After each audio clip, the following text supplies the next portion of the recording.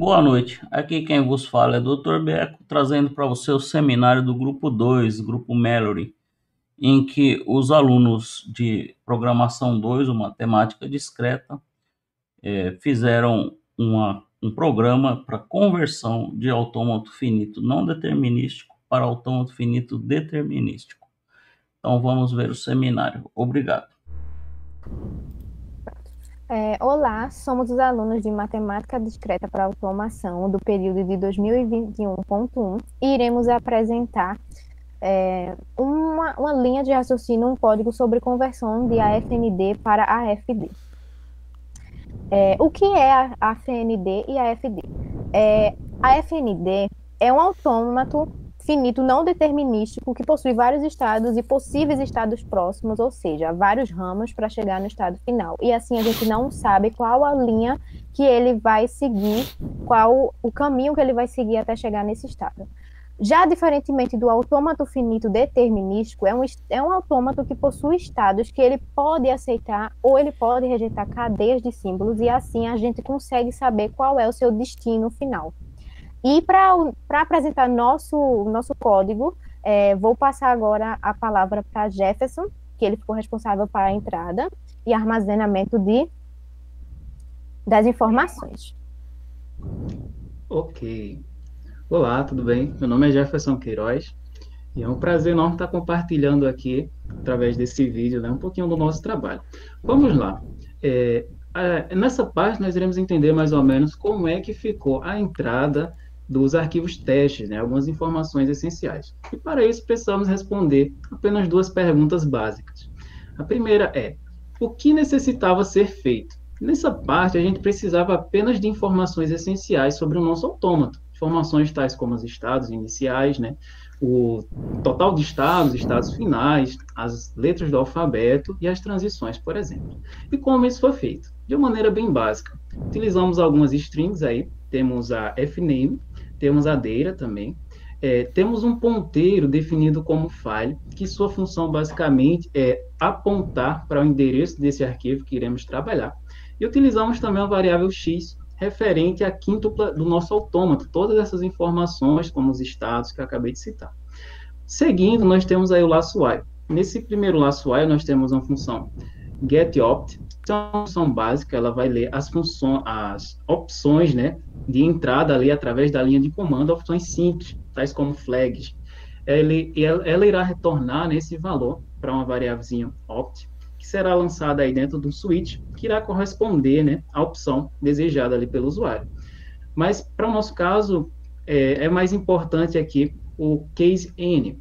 Nesse case n, nós temos uma função básica, que é a strcpy, está lá definida na string.h, é a função de cópia de strings. Ela recebe dois argumentos. O primeiro, a string que irá receber a cópia, e o segundo argumento é justamente a que será copiada. A do segundo argumento é uma variável global, né, optarg, que ela justamente recebe os argumentos colocados ali na linha de comando, quando a gente vai executar o nosso programa. Nisso, a gente vai conseguir capturar, né, pegar o nome do nosso arquivo e copiar para a nossa string aí, fname. E assim, dar continuidade aí para o próximo passo. Pode passar, por favor? Ok. Pronto, agora vamos para a leitura em si do arquivo, né? A gente vai precisar chamar aqui uma função também básica lá das nossas bibliotecas padrões, né? Que é a fopen. Ela vai justamente abrir o nosso arquivo. Essa função recebe aí dois argumentos.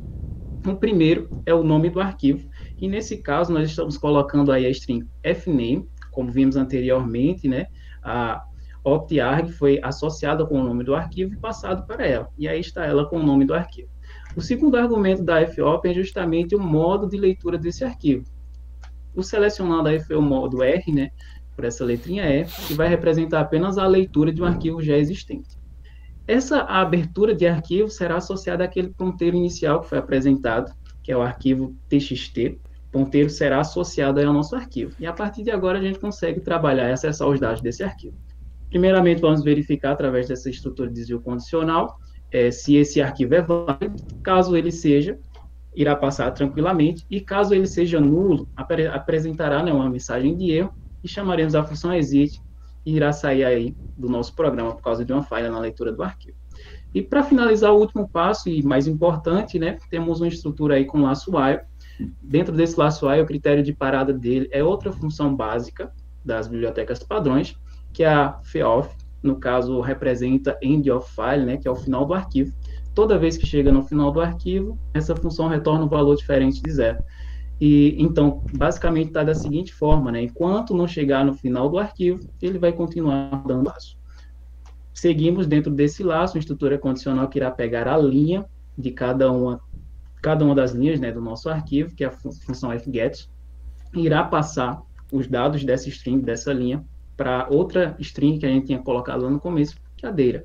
E assim a gente consegue, através dessas outras estruturas de desvio condicional, acessar, por exemplo, aí nessa próxima, quando a variável de interação for igual a 1, nós pegamos a string data, chamamos ali na função atoy, e pegamos apenas o valor inteiro dos estados que o nosso autômato irá receber.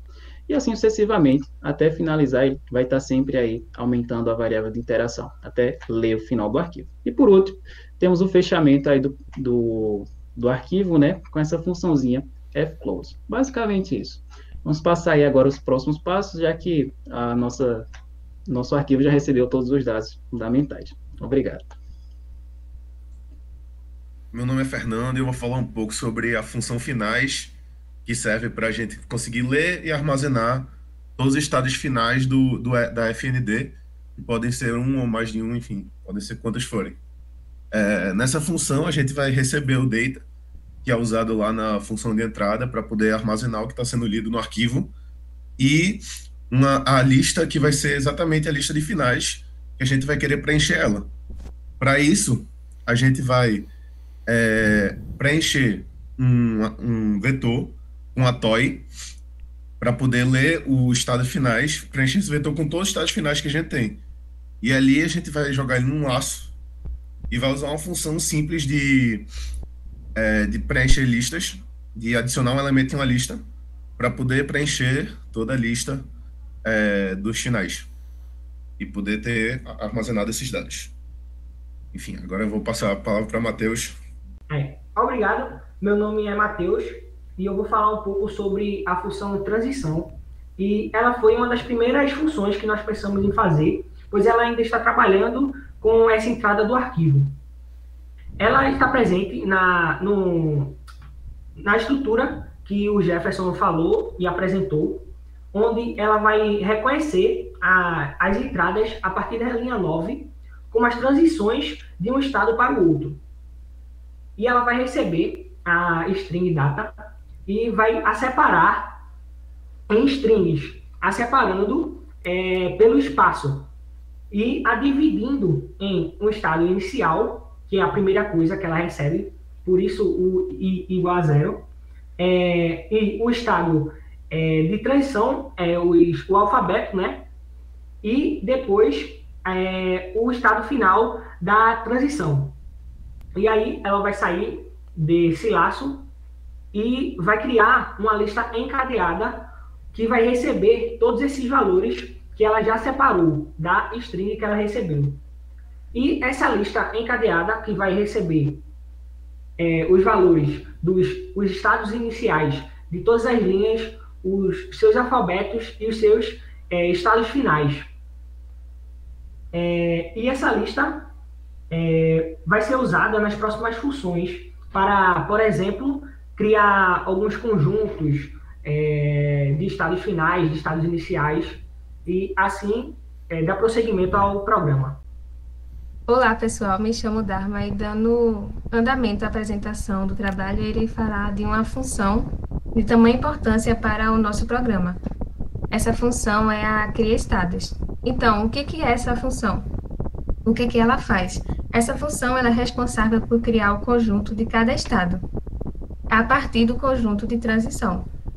Então, e como que ela vai fazer isso? Como que ela vai criar esse conjunto de estados? Ele vai criar a partir de uma lista formada pelo T_trans, como vocês podem ver aí na imagem. Ele vai criar a partir dessa lista, ele vai coletar informações como estados finais, estados iniciais e símbolos, e a partir daí ele vai criar um conjunto. Essa função cria estados, ela vai ser utilizada em conjunto com a função cria estado geral, que vai ser falado a seguir.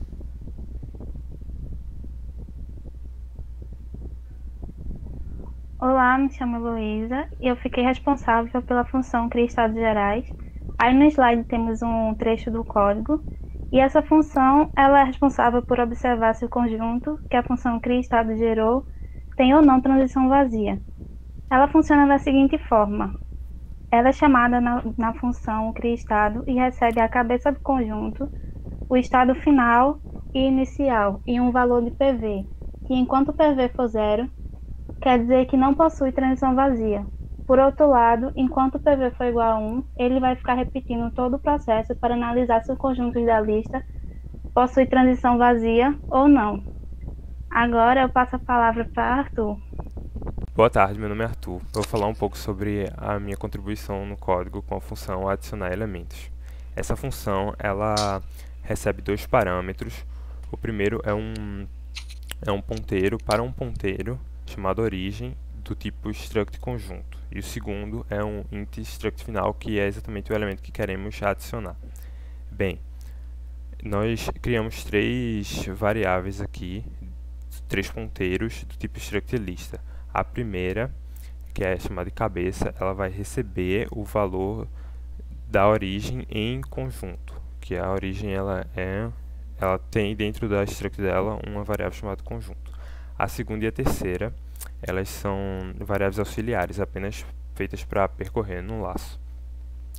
O primeiro laço, vê se a cabeça ela é diferente de null. Se a cabeça for diferente de null e o valor n dentro da struct que a cabeça está inserida foi igual ao elemento que a gente quer adicionar, então a gente já retorna, não precisa adicionar esse elemento, o laço pode acabar por aí. Se não, a gente já usa a primeira variável auxiliar anterior e coloca essa como o valor da cabeça e colocamos o valor da cabeça como o valor do próximo elemento. Usamos a outra variável auxiliar e adicionamos ela na memória usando a alocação dinâmica de memória. Atribuímos o valor de n nessa variável auxiliar ao valor que queremos adicionar na lista. Colocamos que o próximo auxiliar seja null, para que o auxiliar seja o último elemento da lista. E se o anterior for diferente de null, então o próximo elemento depois do anterior será igual ao auxiliar. Caso não, então o conjunto, a variável conjunto na origem será igual ao auxiliar. Então assim que a gente consegue passar todas as posições da lista e adicionar esse último elemento. Próxima pessoa pode falar. Olá, eu sou Samuel. Eu vou falar um pouco sobre a função de criar transição. Bem, a criar transição nada mais é do que uma função de preenchimento de lista. Tal lista é dada como parâmetro inicial, assim como o seu estado inicial, o seu símbolo e o estado final. Inicialmente, se registra o endereço de memória da lista e atribui a PL. Se essa lista estiver vazia, ela entrará no laço, utilizando a PL anterior para armazenar o endereço de PL. Logo após isso, o PL é alocado com a função malloc, onde ele, após isso, vai receber o estado inicial, o símbolo e o estado final, inserindo os valores na lista AFD trans. Pode falar. Olá, eu sou a Eduarda e fiquei responsável por criar essa função de criar AFD, que a principal objetivo dela é criar uma nova quíntupla, tá? A minha função, ela recebe a quíntupla que a gente já, com as outras funções, já estabeleceu, já guardou as informações. Ela recebe uma lista da struct T conjunto e a gente vai receber também uma nova quíntupla que inicialmente ela vai ser preenchida agora, tá? Com as informações que a função vai gerar. Então, basicamente, para a gente perceber aqui, eu vou ter uma variável de ponteiro, que ela vai ser conjuntos AFD, que eu vou alocar a memória da struct T conjunto, tá? Que eu vou criar um novo conjunto para AFD. Então, inicialmente a gente pega os estados, os conjuntos, tudo vazio para poder preencher. O principal objetivo dessa função é pegar a quíntupla e os conjuntos do AFND que já está definido, já guardadas, e outras funções para criar-se novos conjuntos e adicionar novos estados. Essas são algumas das principais funções que foram utilizadas, tá? A procura alf, que seria para procurar o alfabeto dentro do conjunto. Essa bool, ela verifica se esse conjunto ele já existe ou não, para que não seja criados conjuntos que já existem. A void unir conjuntos, no caso eu vou receber um conjunto e vou unir com a outra. E essas são as principais funções que foram utilizadas na conversão. Elas, em resumo, procuram alfabetos, verificam a existência de conjuntos iguais, une 2 ou mais conjuntos e procura-se estados criados utilizando listas, tá certo? E eu vou passar a vez para Samuel. Para fazer a saída, imprime-se as quíntuplas tanto da FND quanto da conversão para FD. A chamada dessa saída é feita por meio de uma flag de hash n, e o nome do arquivo vai ser escolhido para fazer essa conversão. Nós tivemos como trabalho solucionar o primeiro teste e o segundo teste da FND, e criamos um terceiro entre o grupo. Bem, como a gente pode observar no primeiro teste, eliminou-se as transições vazias e definiu o estado 1 como final. Já no teste 2, eliminou-se as transições vazias e definiu 3 estados como os finais, 1, 2 e 0. Já no terceiro teste, a gente pode observar que eliminou-se as transições vazias e definiu 1 e 2 como os estados finais. E aí é uma exemplificação gráfica que nós fizemos para esclarecer um pouco mais a saída do nosso programa e a solução da FND para a FD. Pode encerrar. Esse foi o nosso trabalho, a nossa apresentação como encerramento do período, e eu agradeço a todos os participantes e ao professor que passou esse trabalho para a gente, tá? Então...